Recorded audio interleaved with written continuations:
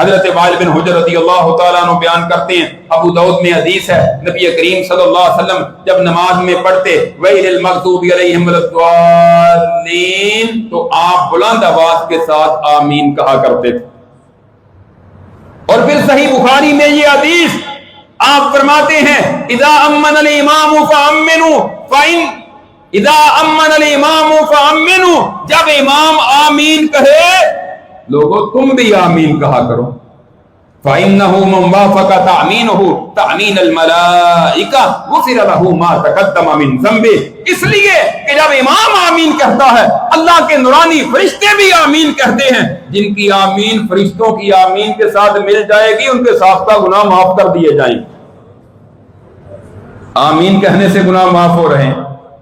آپ نے فرمایا امام آمین کہے تم آمین کہو، مطلب کیا ہے؟ امام بھی اونچی آمین کہے تم بھی اونچی آمین کہو، امام کی آواز آئے گی تو پھر ہی آپ آمین کہیں گے نا۔ اور یہ مسئلہ بھی سن لیں، اگر کوئی امام ایسا ہو کہ جو آمین نہیں کہتا آپ پھر بھی آمین کہیں گے، اس لیے کہ رسول اللہ کا حکم ہے۔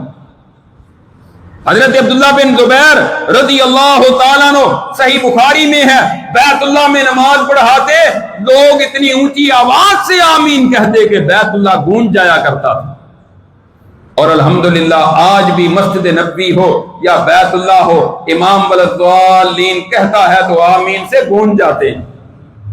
آپ نے فرمایا یہودیوں کو آمین سے اور سلام کہنے سے بڑی چڑ ہے، بڑی تکلیف ہوتی ہے، لہذا تم سلام بھی عام کہا کرو لوگوں کو اور آمین بھی کہا کرو۔